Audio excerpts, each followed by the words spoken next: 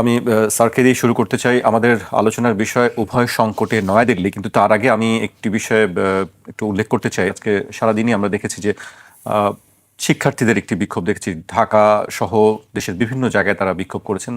আহ, আমি আলোচনায় যাবার আগে আমি সেই প্রেক্ষাপটটি একটি উল্লেখ করতে চাই।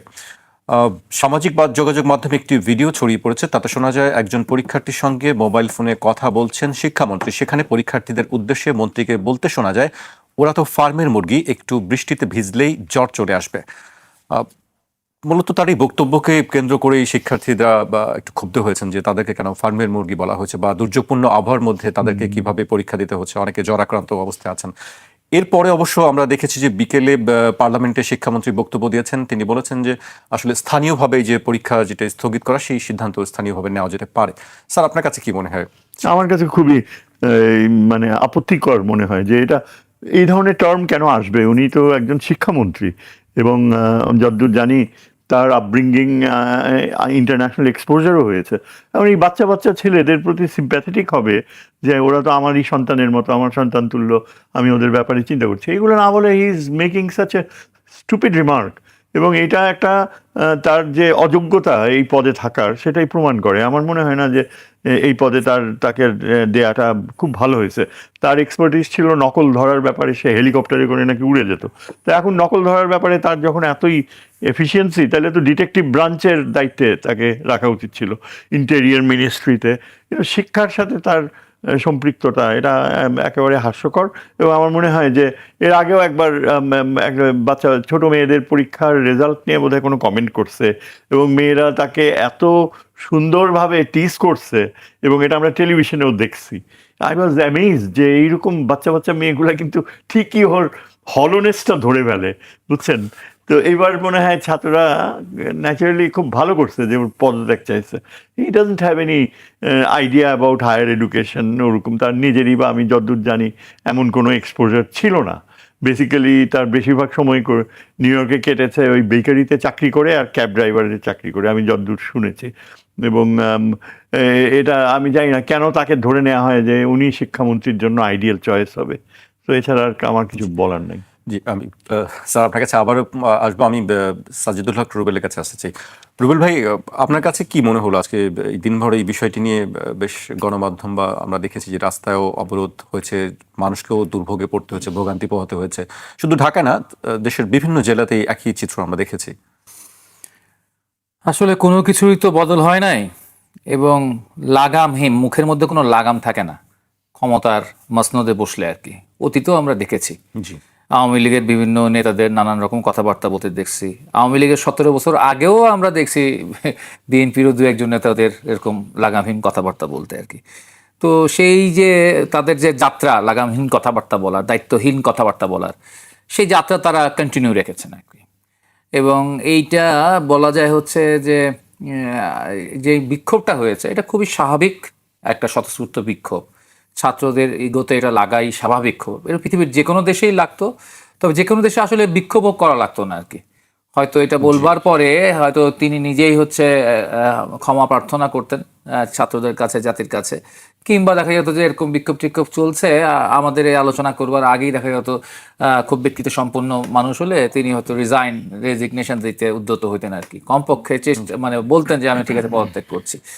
এইটা আরেকটা ব্যাপার হচ্ছে, এইটা কাটাতে আবার তিনি সংসদে যে বক্তব্য দিয়েছেন সেটা হচ্ছে আরো একেবারে অমূলক একটা বক্তব্য।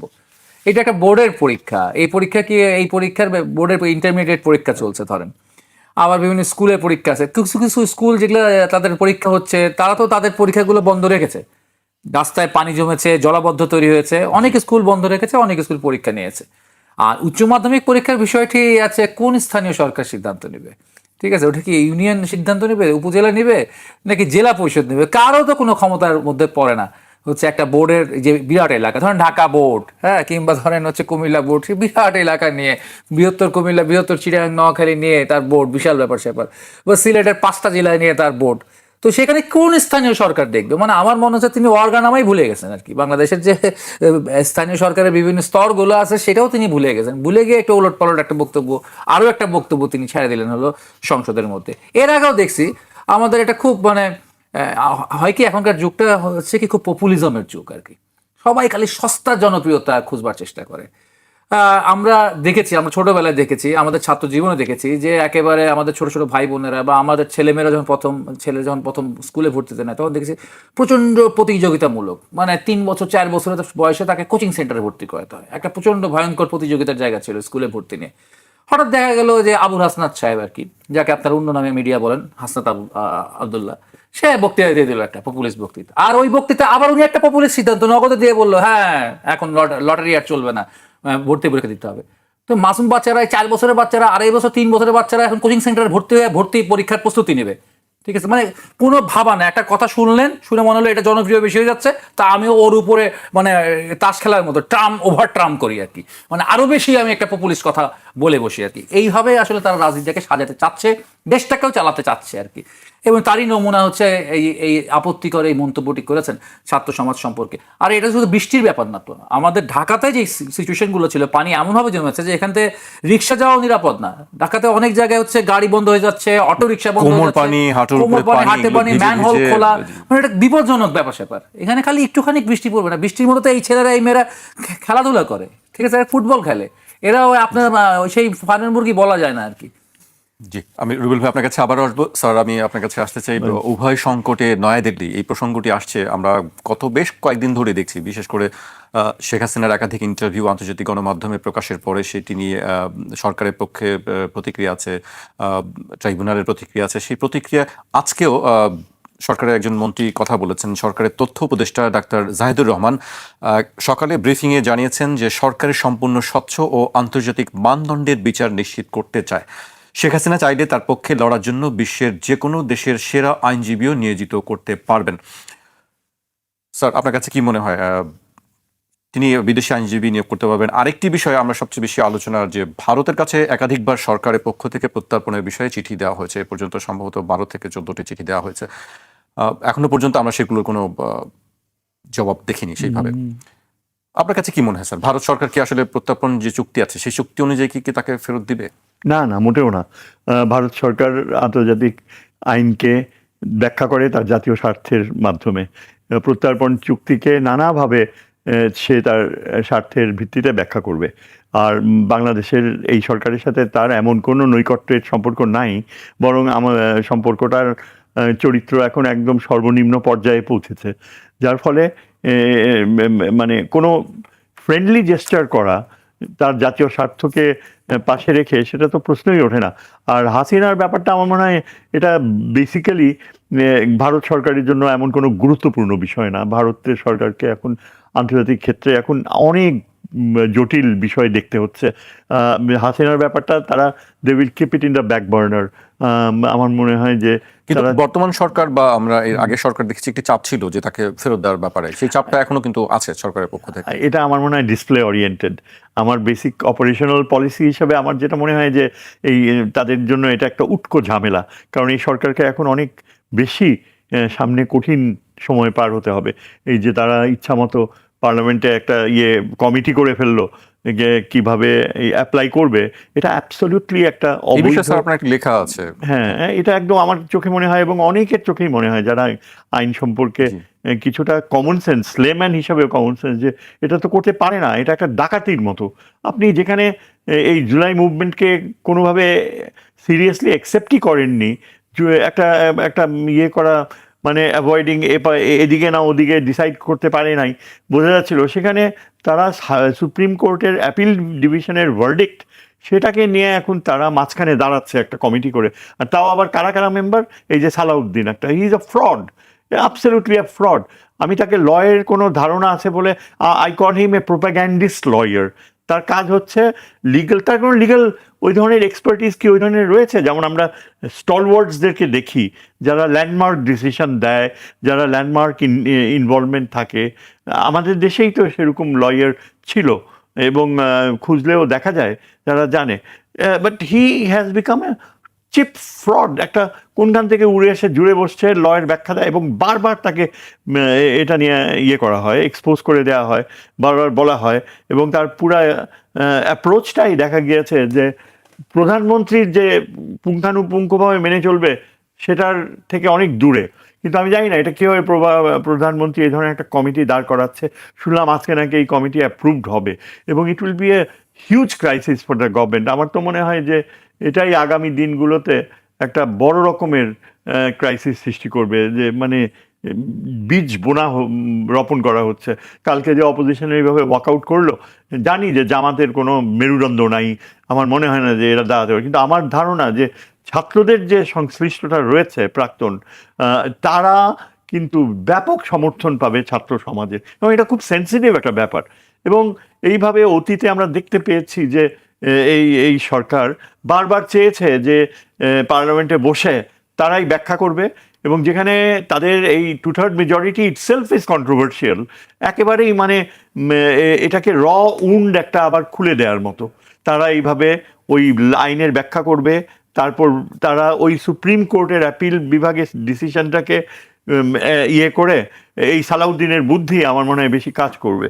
এবং যে ইন্ডিয়ান রোল কি আছে, আমার তো মনে হয় যে definitely there would be some Indian role.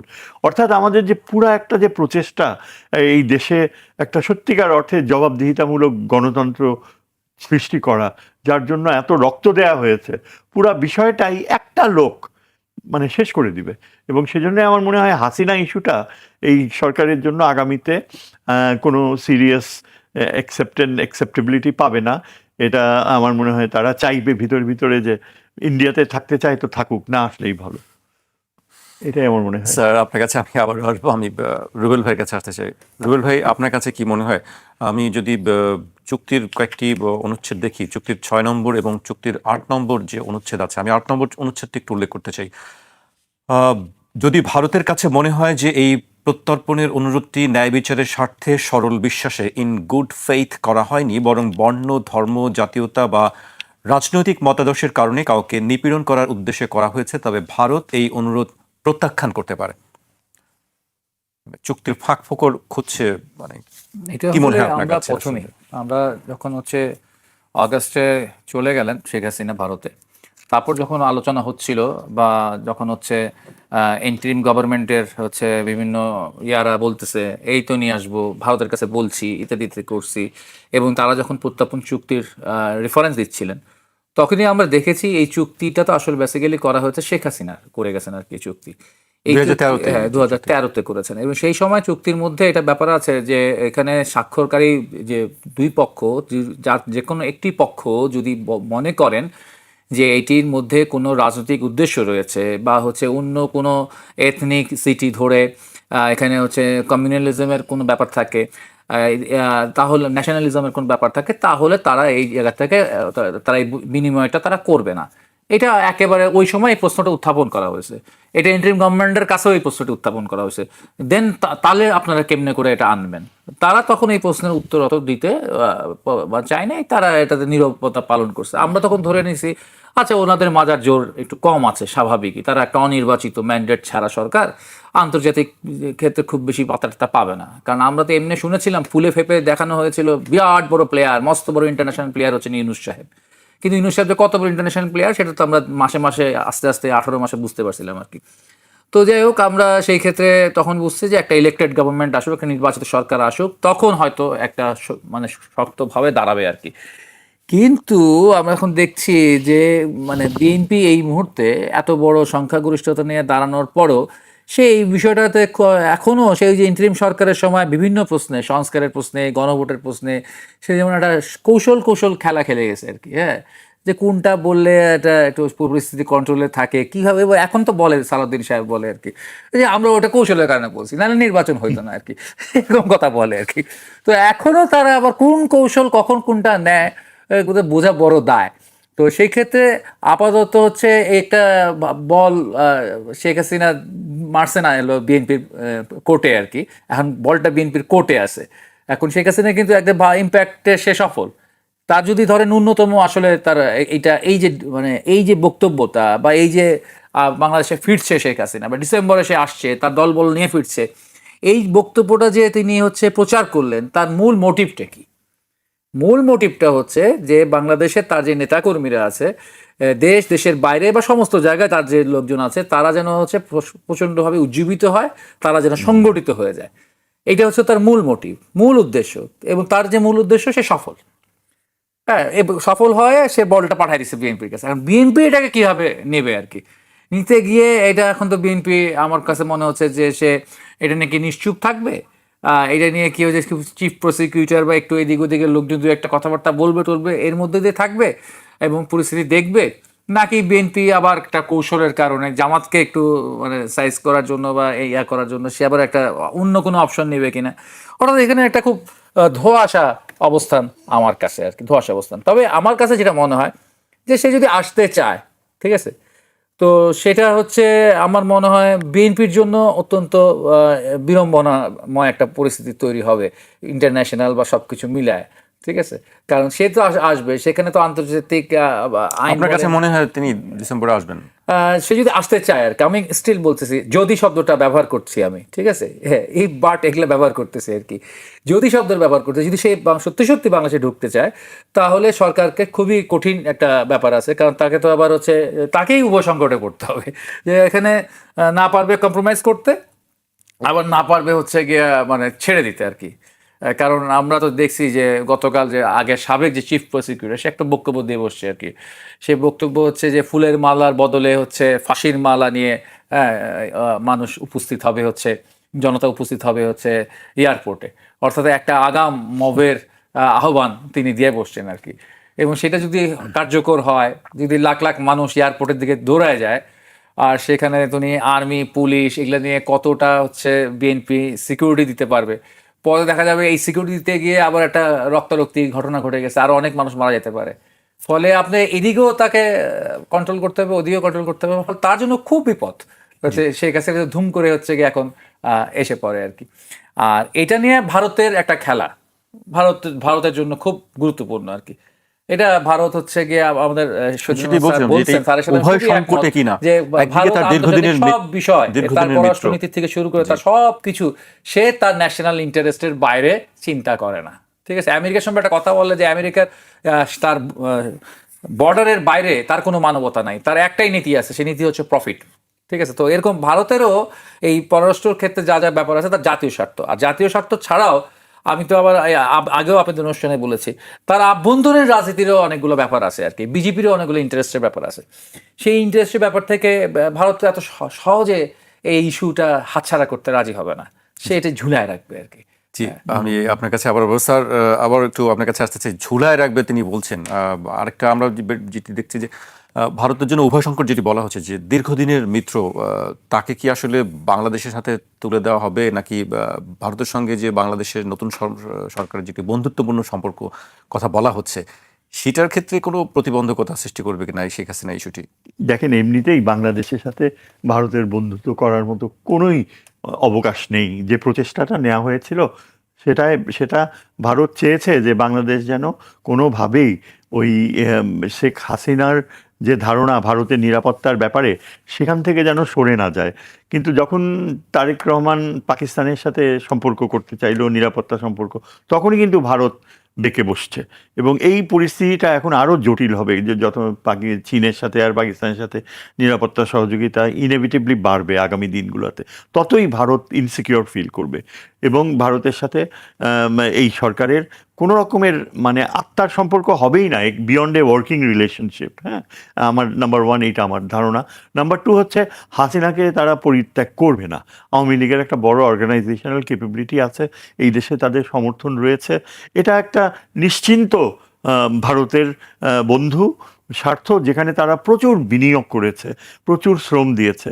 তাদের বিশ্বাস যে এখানে আলটিমেটলি আওয়ামী লীগের একটা ফুটিং থাকবেই এবং ভারত সেই স্বার্থকে কাজে লাগাবে।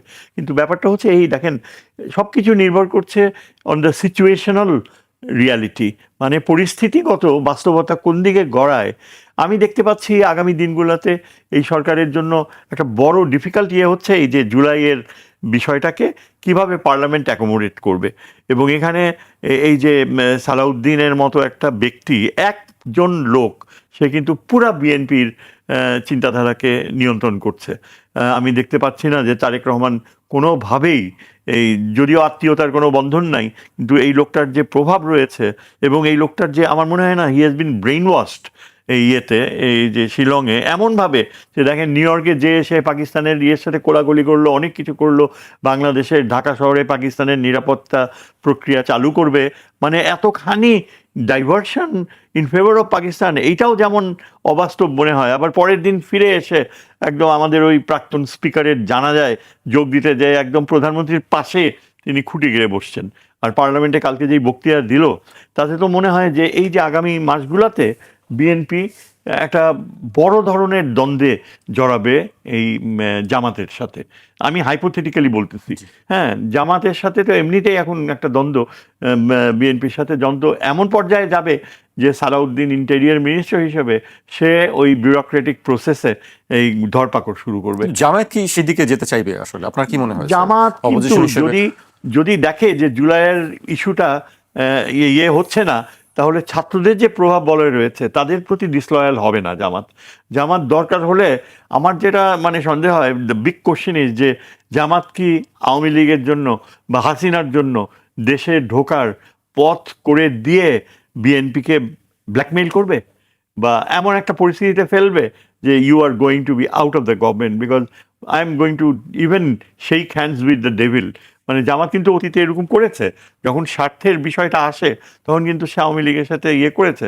এবং আমার মনে হয় শফিকুর রহমান সহ জামাতের মধ্যে যে বিশাল একটা গোষ্ঠী রয়েছে, তারা কিন্তু তাদের স্বার্থর গন্ধ পাচ্ছে। কিন্তু সেখানে আবার আপনার ধরেন এই যে কি মুনির, ওই ভদ্রলোক যে লয়ার, হি ইজ খুবই সাকসেসফুল, খুবই এফেক্টিভ। তারপর ওই আরও অন্যান্য কিছু কিছু লয়ার রয়েছে যারা, এই রাজ্জাকি, এরা খুব মানে মাইনর ছোট সংখ্যায় কিন্তু প্রচণ্ড শক্তিশালী প্রভাব রাখছে। আমার ধারণা জুডিশিয়ারি, সুপ্রিম কোর্ট এখন অনেকাংশেই এই সরকারের বিপক্ষে চলে যাবে, হ্যাঁ, খুব সম্ভবত। কেননা তারা এখন যদি মাথা উঁচু করে না দাঁড়ায় এই ভার্ডিক্ট দেওয়ার পরে, তাহলে তো they will look like totally confused judicial people. আমার মনে হয় প্রাক্তন চিফ জাস্টিসের হয়তো একটা রোল আগামীতে চলে আসবে। এগুলো আমি সব হাইপোথেসাইজ করতেছি। তারপরে দেখা যাবে যে এই যে আগামী মাসগুলা, এখনো আরও 6 মাসের মতো রয়েছে বিফোর দ্য ইয়ার এন্ডস। এখন যেটা সবচেয়ে সম্ভাব্য বাস্তবতা দেখতে পাচ্ছি আমি, যে এই জুলাই মুভমেন্ট নিয়ে এই অপোজিশন আর গভর্নমেন্টের মধ্যে একটা মানে দ্বন্দ্ব, যেটা একটা ব্লাডশেডের দিকেও চলে যেতে পারে। ভারতে মুসলিম বিদ্বেষ ও ঘৃণামূলক বক্তব্য দিন দিনই বাড়ছে। ওয়াশিংটন ভিত্তিক গবেষণা সংস্থা ইন্ডিয়া হেট ল্যাব এবং আন্তর্জাতিক মানবাধিকার সংস্থাগুলো 2026 সালের সর্বশেষ প্রতিবেদন অনুযায়ী ভারতে মুসলিম ও সংখ্যালঘুদের লক্ষ্য করে ঘৃণামূলক বক্তব্য এবং প্রচারণার হার আগের চেয়ে বেড়েছে। সবশেষ বার্ষিক তথ্য অনুযায়ী ভারতের ধর্মীয় সংখ্যালঘুদের, বিশেষ করে 98% ক্ষেত্রে মুসলিমদের লক্ষ্য করে 1318টিরও বেশি প্রকাশ্য হিট স্পিচ বা উস্কানিমূলক সমাবেশের ঘটনা রেকর্ড করা হয়েছে, যা পূর্ববর্তী বছরগুলোর তুলনায় উল্লেখযোগ্যভাবে অনেক বেশি। উত্তরপ্রদেশ, মহারাষ্ট্র ও মধ্যপ্রদেশের মতো রাজ্যগুলোতে এর প্রকোপ সবচেয়ে বেশি। আরও অনেক তথ্য আছে, আমি সেগুলো পরে হয়তো সময় পেলে উল্লেখ করব। রুবেল ভাই, আপনার কাছে কি মনে হয় যে ধর্মীয় যে বিদ্বেষ, এইটাতে আসলে কার লাভ হয়? মানুষের তো লাভ হয় না, জনগণের তো লাভ হয় না। ধন্যবাদ। লাভ হয় কায়েমি গোষ্ঠীর। যে দেশে যে গোষ্ঠী ক্ষমতায় থাকে, মসনদে থাকে, একটা নির্দিষ্ট তাদের তো খুবই লাভ হয়।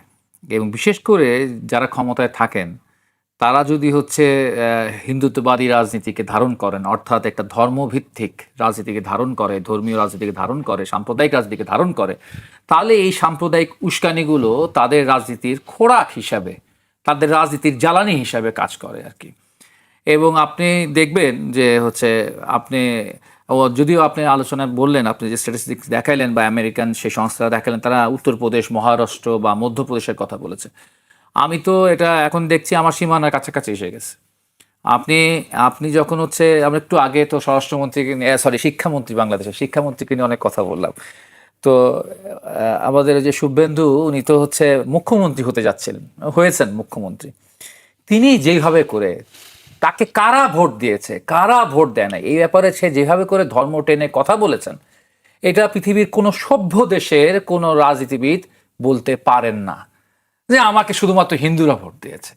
বা সে যখন হচ্ছে আপনার ওই ভবানীপুরের যে আসনটাতে মমতার সাথে ফাইট হচ্ছিল, যখন তিনি প্রথমে পিছিয়ে গেছেন, তারপরে তিনি বললেন না, তারপর আমি জিতবো। বললো কেন জিতবেন আপনি? সে বললো দেখেন, এখানে বাঙালিরা ভোট দিছে, হ্যাঁ, এবং ওখানে মুসলমানরাও ছিল, এখানে ভোট মমতা বেশি পাইছে। এরপরে হচ্ছে বাঙালি নাই, এরপরে ওখানে হচ্ছে অবাঙালি ভোটার অনেক বেশি আছে এবং সবাই হিন্দু ভোটার। হ্যাঁ, হিন্দু ভোটাররা আমাকে ভোট দেবে। অর্থাৎ তিনি একদম নোংরা ভাবে যে আমি হিন্দুর ভোটে জিতেছি, এই কথা তিনি বলেছেন আর কি। এবং একই সাথে মুসলমান আমাকে ভোট দেয় নাই, মানে ব্যাপারটা এরকম যে আমি মুসলমানের নেতা না, আমি দায়িত্ব নিচ্ছি শুধু হিন্দুদের আর কি। এইটা একেবারে মানে তাদের কাছে এমনভাবে তিনি বলতেছেন যে এটা কেউ সমালোচনাও করবার আমি দেখি নাই, যে এটা নিয়ে খুব একটা সমালোচনা আর করার কারো মানে মানে ধৈর্যই নাই। ভারতের যারা বিরোধী দলে রয়েছেন বা যারা ধর্মনিরপেক্ষ রাজনীতি করেন, সেকুলার রাজনীতি করেন, তারা একেবারে হাত পা ছেড়ে বসে আছে আর কি।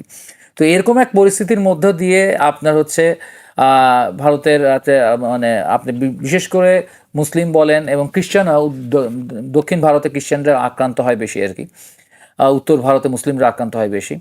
আপনি মুসলিম এবং খ্রিস্টানের মধ্যে 42%-এর নিচে হচ্ছে অন্যান্য ধর্মাবলম্বীরা, আর হচ্ছে বাকিরা হচ্ছে মুসলিম ধর্মাবলম্বীরা হচ্ছে এখানে আক্রান্ত হচ্ছে আর কি।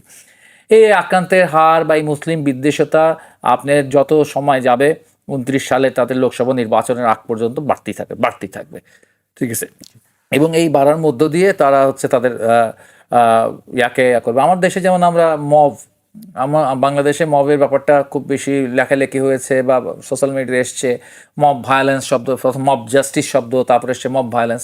কিন্তু আমরা তার আরও আগে 24-এর বহু আগে থেকে ফেসবুকে বা ইয়াতে সোশ্যাল মিডিয়াতে মব শব্দটা বেশি আমরা পেতাম হচ্ছে ভারতের প্রসঙ্গে, এবং সেখানে শব্দটা আসতো মব লিঞ্চিং, ঠিক আছে। মব লিঞ্চিং শব্দটা আসতো যে খালি মানে একটা গুজব ছড়া দিলেই যথেষ্ট হতো যে ওর হচ্ছে যে খাবারের বাক্সে গরুর গোস্ত আছে বা ও একটা গরু জবাই করছে, ব্যাস দেখা গেল যে তাকে মেরে টেরে একেবারে সর্বনাশ করে দিল, তার বাড়ি ঘরে আগুন টাগুন লাগাই দিচ্ছে আর কি। এরকম মব লিঞ্চিংয়ের ব্যাপারগুলো সেখানে ঘটতো আর কি।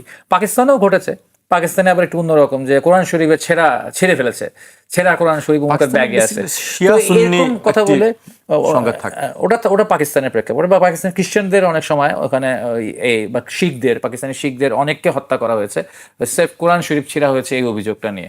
আর ভারতে বিশেষ করে গত 10-11 বছরে প্রচুর মুসলমানকে হত্যা করা হয়েছে, সেফ হচ্ছে গরুর গোশত খেয়েছে, গরু জবাই করেছে, এই অভিযোগে তারা হচ্ছে গিয়ে মানুষ মেরে ফেলছে, মব লিঞ্চিং করে ফেলছে।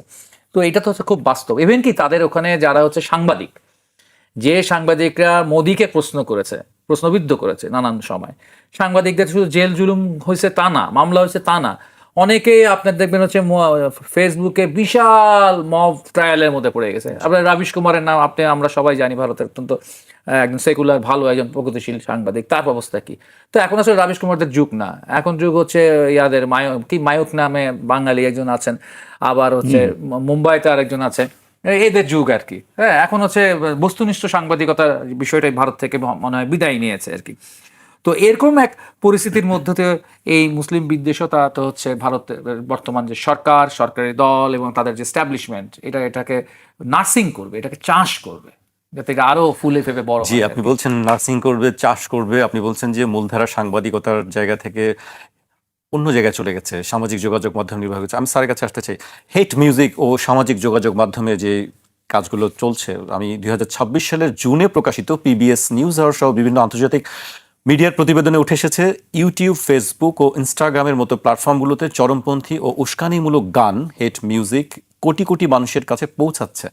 এসব গানে মুসলিমদের সরাসরি আক্রমণ, অবমাননাকর শব্দ ব্যবহার এবং সহিংসতার পরোক্ষ বা প্রত্যক্ষ উস্কানি দেওয়া হচ্ছে, যা প্ল্যাটফর্মগুলোর নিজস্ব নীতিমালা লঙ্ঘন করলেও কঠোরভাবে দমন করা হচ্ছে না। মানে কোথায় যাবেন স্যার, সমস্ত জায়গায়? আমি বুঝতে পারি না যে ভারতীয়রা দীর্ঘ সময় নেহেরু, এমনকি বাজপেয়ীর সময়ও, তো মিসেস গান্ধীর সময়ও এতখানি মানে টলারেন্ট একটা নেশন হিন্দু মুসলমান, সেই সম্পর্কটাকে শেষ পর্যন্ত স্থায়ীভাবে চির ধরবে, এটা অত্যন্ত মানে উদ্বিগ্ন হওয়ার বিষয়। বাংলাদেশে অনেকে আছে যাদের রুটস রয়েছে ভারতে, যেমন আমার নিজেরই রুটস রয়েছে লখনৌতে, আমার নানির পক্ষ থেকে। আমি খুবই আগ্রহের সাথে, ভালোবাসার সাথে চিন্তা করি যে সে যদি সত্যিকার অর্থে আমরা এক হয়ে যেতাম, তাহলে অনেক বড় একটা ইয়ে হতো, মানে ক্যানভাসে আমরা থাকতাম। কিন্তু এখন এরা কি শুরু করে দিল, শেষ পর্যন্ত তো আমার মনে হয় যে অখণ্ড ভারতের নামে ভারত ভেঙে যাবে, এই পরিণতি যদি হয়। কিন্তু এই যে পশ্চিমবঙ্গের ভাই যেটা বললেন যে পরিস্থিতি, সব খুবই উদ্বিগ্ন। এখন তো আজকে দেখলাম একটা যে এই যে ভিসা দিয়েছে, কারা যেন এখন লিখেছে ভারত সরকারকে যে পশ্চিমবঙ্গ আর ত্রিপুরায় যেন ট্যুরিস্ট ভিসা না দেওয়া হয়।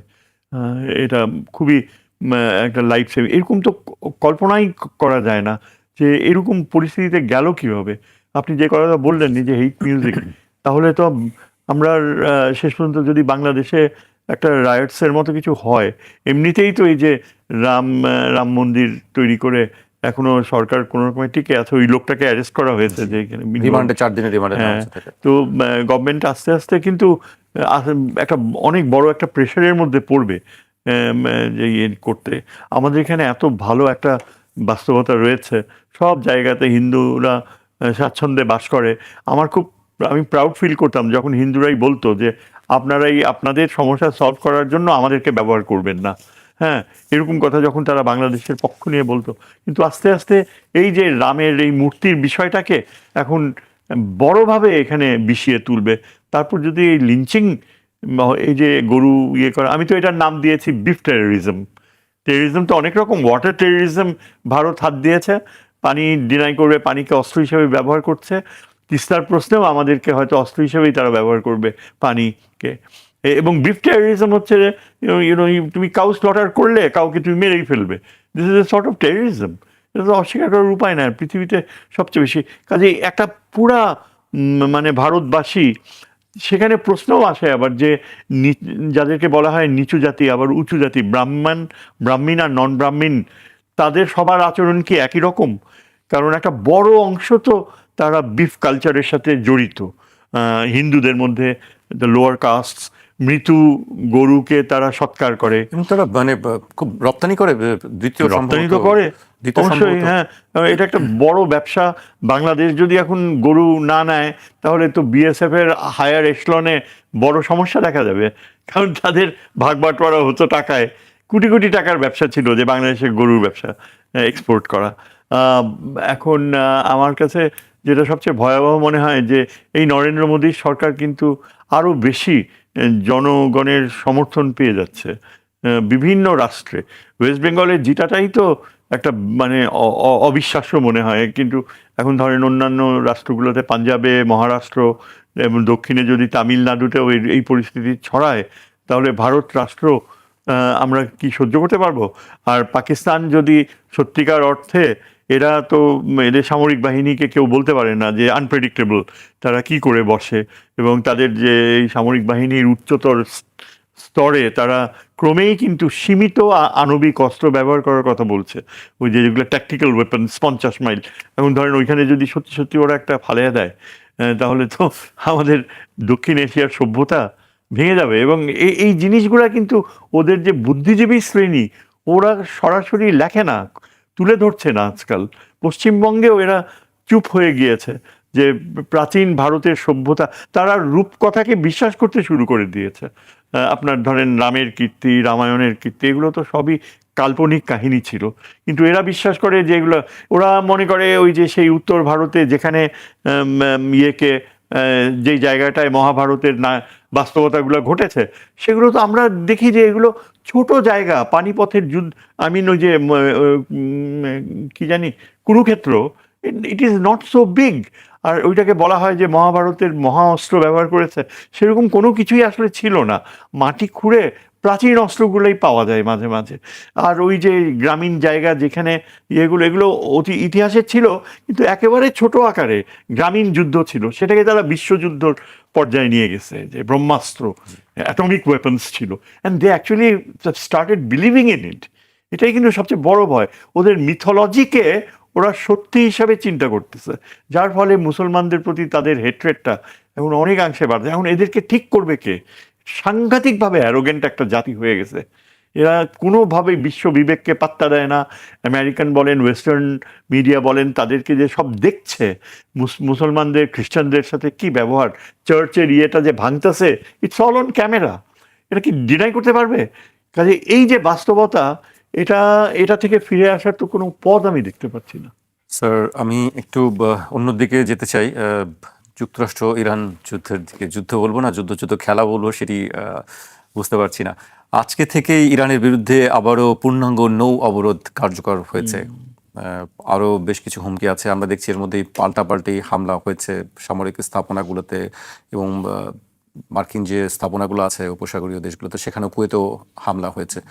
এটি কি আরো চলতে থাকবে স্যার? আপনার কাছে কি মনে, আপনি যদিও আশাবাদী মনে করছেন যে আসলে হবে না, কিন্তু বাস্তবতা আমরা দেখছি যে কিছু কিছু ঘটছে। আসলে আপনি জানেন হয়তো যে গতকাল সিনেটের একজন সবচেয়ে মারাত্মক রাইটিস্ট, যে একেবারে ইরানকে মিশিয়ে ফেলতে চেয়েছে, ইরানিয়ান জাতিই থাকবে না, সে নিজেই মৃত্যুবরণ করছে।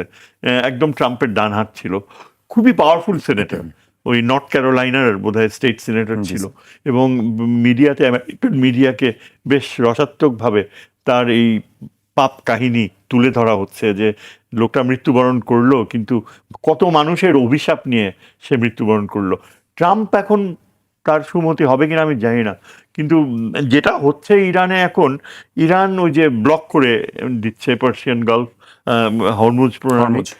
এখন ইরানের নিজের নিজস্ব নীতি যতখানি বাস্তবধর্মী হোক, এটা আমেরিকানরা মরণ কামড় দিতে চেষ্টা করবে ইরানকে, কিন্তু এটা দীর্ঘমেয়াদী একটা প্রক্রিয়ায় পরিণত হবে বলে আমার সন্দেহ রয়েছে। যেটা আমি আগে আপনার এখানে একবার বলেছি, যে ইলেকশন ইয়ার ক্রমেই সামনে চলে আসছে। এই ডিফেন্স ডিপার্টমেন্ট বলেন, স্টেট ডিপার্টমেন্ট বলেন, বেশিরভাগই তো হায়ার্ড, জেনারেলসরা তো হায়ার্ড না থাকে, কিন্তু স্টেট ডিপার্টমেন্ট, ইন্টেলিজেন্সের যারা যারা অলরেডি, তারা এখন তাদের সিভি ছড়াতে শুরু করছে বাইরে। ট্রাম্প অ্যাডমিনিস্ট্রেশনের আয়ু শেষ, তাদেরকে অন্য ক্যারিয়ার বিল্ড আপ করতে হবে। America is not prepared to continue the war. আমার মনে হয় না যে, কিন্তু আপনি স্যার একটু বলছিলেন যে মরণ কামড় দেবে, সেটা কি নির্বাচনের আগে, কি ইউএস নির্বাচনের আগে কি সেই মরণ কামড়টা দিতে পারে? এই সময়টায় যতটুকু হবে সেটা কি মরণ কামড়ের পর্যায়ে যাবে কতটুকু আমি জানি না, কিন্তু ইরানকে যদি আমেরিকা ইরানিয়ান ইনস্টলেশনসকে ধ্বংস করে দেয়, পরে কিন্তু ইনস্টেবিলিটি আরও বাড়বে মিডল ইস্টে। কারণ ইরানের একটা একটা স্থাপনা থাকতে হবে, সমীকরণ থাকতে হবে, যে মধ্যপ্রাচ্যে সে একটা নিয়ন্ত্রণের ভূমিকায় রয়েছে, stability in the middle east. Iran এখন সরাসরি চীনের সাথে অত্যন্ত নিবিড় সম্পর্ক। ইরানের ভিতর দিয়ে সৌদি আরবের ট্রেনের তেল যায় চীনে। রাশিয়ার সাথেও ইরানের এখন অত্যন্ত ঘনিষ্ঠ সম্পর্ক। এখন ট্রাম্প কি ঝুঁকি নিবে ইরানের ইনফ্রাস্ট্রাকচার ধ্বংস করার? এটা আমার কাছে মনে হয় মানে খুবই আনরিয়েলিস্টিক মনে হয়। ট্রাম্পকে একটা পূর্ণ পাগলের স্টেজে যেতে হবে যদি সে যুদ্ধ ধারণাকে আরো বিস্তৃত করে, আমার মনে হয়। জি, রুবেল ভাইয়ের কাছে আসছে। রুবেল ভাই, আপনার কাছে কি মনে হয়, হরমুজ প্রণালী নিয়ে তো চরম উত্তেজনা চলছে, সেটি নিয়ে আবারও কি বড় ধরনের, যদিও যুক্তরাষ্ট্র থেকে বলা হচ্ছে, প্রেসিডেন্ট ট্রাম্প নিজেও বলেছেন যে নিশ্চিহ্ন করে দেবেন ইরানকে, কি মনে হয় আপনার কাছে? কি মনে হয়? স্যার বলছে মরণ কামড়, অনেক রকম হুঙ্কার আমরা এই সময়কালে শুনেছি, বারে বারে শুনেছি, আবার কিছু বাস্তব প্রয়োগও দেখছি, কিছু কিছু প্রয়োগ দেখেছি আর কি। ধরেন সর্বশেষ যখন হচ্ছে খামেনির হচ্ছে, মানে শেষ শ্রদ্ধার অনুষ্ঠান হচ্ছে, সেখানে পৃথিবীর অন্য দেশ থেকে যাবে, তখন একটা ট্রাম্প কিন্তু চেষ্টা করছে অন্যদেরকে ঠেকাবার জন্য, কাজ হয়নি। তখন সে আবার হুঙ্কার দিছে, এখানে যত লোক থাকবে আমি ইচ্ছা করলে সব লোককে মেরে ফেলতে পারি, এরকম কথা বলছে। ওতেও কোনো কাজ হয় নাই। সে দেশে যেমন হচ্ছে প্রায় কোটিখানেক মানুষ সমাবেত হয়েছে, আবার 70টা দেশের প্রতিনিধিও সমাবেত হয়েছে। সে ব্যর্থ হুঙ্কার, বিলাপের মতো হুঙ্কার ছেড়েছে, তাতে কোনো কাজ হয়নি। এই ঘটনার মধ্যে দিয়ে আমরা দেখলাম যে ইরান একটা বড় ধরনের নৈতিক বিজয় অর্জন করেছে এই খোমেনির ঘটনাটির মধ্য দিয়ে। এবং এই যে তাদের সর্বোচ্চ নেতাকে হত্যা করা হলো, তাদের বহু নেতাকে হত্যা করা হলো, তাদের দেশকে একেবারে বোমায় বোমায় ঝাঁঝরা করে ফেলা হলো, তারপরও ইরান শক্ত হয়ে দাঁড়িয়ে আছে। বরঞ্চ আমেরিকার যারা হচ্ছে গিয়ে সাথী ছিল মধ্যপ্রাচ্যের, আমেরিকার সাথে তারা যারা কোলাবোরেট করেন, সেই কোলাবোরেটররা এখন হচ্ছে অনেক দুর্বল হয়ে গেছে। কুয়েতও এখন একটু পিছপা হয়ে গেছে। আপনি যারা ইসরায়েলকেও মেনে নিছে, এরকমও যারা আছে, জর্ডান বলেন, আরব আমিরাত বলেন, তারাও কিন্তু হচ্ছে অনেকটা তাদের হাঁটু কাঁপছে আর কি। তো এরকম একটা পরিস্থিতির মধ্যে পড়ে গেছে আর কি। এবং তারা আগে ভাবতো যে আমাদের সাথে আমেরিকা আছে, ওখানে শিয়া সুন্নি ফ্যাক্টরটা এমনভাবেই ওদের মাথার মধ্যে পড়ে আছে। সাধারণত এই ধরনের দেশগুলো ইরানকে কোনো মুসলিম দেশ মনে করে না। বিশেষ করে আহলে হাদিস যারা করেন, তারা আমরা দেখেছি যে তারা এত বেশি কট্টর যে তারা শিয়াকে কখনো মুসলিমই মনে করে না, এটা অমুসলিম জাতি মনে করে। তো ওরা ইরানকে এত বেশি তারা ভয় পায়, ভয় পাওয়াইছে তাকে ব্রিটিশ এবং আমেরিকা মিলে। আগে ব্রিটিশ এখন আমেরিকা মিলে, যে তারা মনে করে যে আমেরিকা ভালো, আমেরিকা আমাদের সাথে ব্যবসা বাণিজ্য করুক, এখানে সামরিক বাহিনী থাকুক, এখানে বিভিন্ন জাহাজ টাহাজ নিয়ে আসে থাকুক, সামরিক জিনিসপত্র থাকুক, তাহলে ইরান আমাদেরকে কিচ্ছু করতে পারবে না। এইটা একটা তাদের মধ্যে একটা বিশ্বাসের জায়গা ছিল। এখন তাদের এই জায়গার থেকে তারা অনেকটাই তাদের হচ্ছে গিয়ে পরিবর্তন ঘটে গেছে আর কি। তারা নতুনভাবে দেখা শুরু করেছে অনেক কিছু। এটা একটা গুরুত্বপূর্ণ অর্জন, কিন্তু এটা খুব গুরুত্বপূর্ণ অর্জন। ইরান ঠিক যেই কাজটা করছিল, যে কুয়েতে বলেন বা বিভিন্ন জায়গায় বলেন, আরব আমিরাতে বলেন, যে যেখানে মার্কিন স্থাপনা রয়েছে বা মার্কিন যুক্তরাষ্ট্রের সাথে ব্যবসা রয়েছে, যে তেল ক্ষেত্রগুলোর সেই জায়গাগুলোতে যেখানে সামরিক স্থাপনা আছে, ঠিক সেই জায়গাগুলোতে কিন্তু ইরান হামলা করেছে এবং সেই হামলা প্রতিরোধ করতে ব্যর্থ হয়েছে আমেরিকা। এটা একটা বড় ধরনের ব্যাপার। একই সাথে একটা ব্যাপার ছিল, এটা যুগ যুগ ধরে যেটা বড় ধরনের অস্ত্র হচ্ছে ইরানের আমেরিকার বিরুদ্ধে বা পশ্চিমাদের বিরুদ্ধে সবচেয়ে বড় অস্ত্র হচ্ছে তার হরমুজ প্রণালী। এই হরমুজ প্রণালী নিয়ে যদি এটা আবার অশান্ত হয়, এখানে যদি আবার মানে অস্বাভাবিক হয়ে উঠতেছে পরিস্থিতি, তাহলে কিন্তু সারা পৃথিবীতে অয়েল প্রাইস, তেলের দাম এটা হাইক করবে। এটা গত এক মাসে ওই হরমুজ প্রণালী দিয়ে যাতায়াত কমে গেছে, আবার তেলের দাম বাড়বে। আর তেলের দাম যদি বাড়ে, একটা কথা এরকম আমরা এই মাস কয়েক আগে এরকম বলেছিলাম, যে যদি ব্যারেল প্রতি $200 প্লাস হয়ে যায়, হ্যাঁ, তাহলে ইরানের রেজিম চেঞ্জ করা লাগবে না ট্রাম্প সাহেবের নিজের রেজিম চেঞ্জ হয়ে যাবে। ঠিক আছে। আর আমাদের সুধীরমান স্যার বলেছেন যে আপনার মিড টার্ম ইলেকশনের কথা। ঠিক আছে। এই মিড টার্ম ইলেকশনের যে দিকে যখন আমেরিকা যাচ্ছে, এবং এই ইলেকশনটা খুবই বিব্রতকর সবকিছু মিলে হচ্ছে আমাদের ট্রাম্প সাহেবের জন্য। ঠিক আছে। অতীতে আছে তার অ্যাবস্টেন ফাইলস, তারপর আছে হচ্ছে এই ইরান যুদ্ধের ফেইলর, হ্যাঁ, সব কিছু মিলে ঝিলে সে তো একটা মহা ক্লাউন হয়ে গেছে। সে একটা এক্সট্রিমিজমের জন্ম দেওয়ার চেষ্টা করেছিল আমেরিকায়, যেটা এখন মানে এর আগের আলোচনা সৈয়দুজ্জামান স্যার যেমন বলেছিলেন হচ্ছে ইন্ডিয়ার মানুষের কথা, যে তারা এক্সট্রিম রাইট হয়ে যাচ্ছে, হ্যাঁ, তেমনি একটা এক্সট্রিমিজম তৈরি হয়েছিল, সেখানে হোয়াইট সুপ্রিমেসি তারা খুব দানা বেঁধেছিল, এবং সেটা আবার ট্রাম্প, সেটা সমস্ত ফসলটা ট্রাম্পের গোলাই যাচ্ছে। এমন এক পরিস্থিতির মধ্য দিয়ে ট্রাম্প হচ্ছে একটা বড় ধরনের ধরা খেয়ে গেলেন। এবং লেবানন কোশ্চেন এবং এই যে ইরান কোশ্চেন মিলিয়ে ট্রাম্পের যে ইউরোপিয়ান মিত্র রয়েছেন, ওয়েস্টের যে মিত্র রয়েছেন, সেই মিত্ররাও কিন্তু এখন দোদুল্যমান। সেই মিত্ররাও খুব বিরক্ত আমেরিকা এবং ট্রাম্পের উপরে। এবং এর মধ্যে যেটা ঘটেছে, পৃথিবীর যে একটা ইউনিপোলার জায়গায় নিয়ে গেছিলেন সোভিয়েত ইউনিয়ন কলাপসের পর, সেই ইউনিপোলার জায়গার এক মেরুর বিশ্ব আর নাই। এক মেরুর বিশ্ব এখন চ্যালেঞ্জড হয়ে গেছে, এবং কিন্তু বহু মেরুর বিশ্ব তৈরি হতে মানে তৈরির সম্ভাবনা কিন্তু হচ্ছে দেখা দিয়েছে। ফলশ্রুতিতে হচ্ছে যে আমার কাছে যেটা বলছে, ইহা একটি বিলাপ প্রলাপ বা হুঙ্কার, এছাড়া আর কিছু না।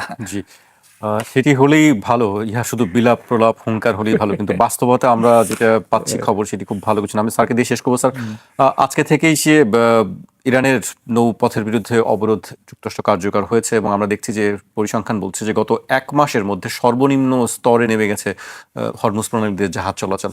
তার মানে কি সামনে কোনো সংকট অপেক্ষা করছে বিশ্বের জন্য? আমি আশা করি যে তেমন কোনো সংকট হবে না। তবে সত্যি যদি এটা হরমুজ প্রণালীর ব্যাপারটা এতই সিরিয়াস হতো, তাহলে কিন্তু এতদিনে তেলের দাম বাড়তো।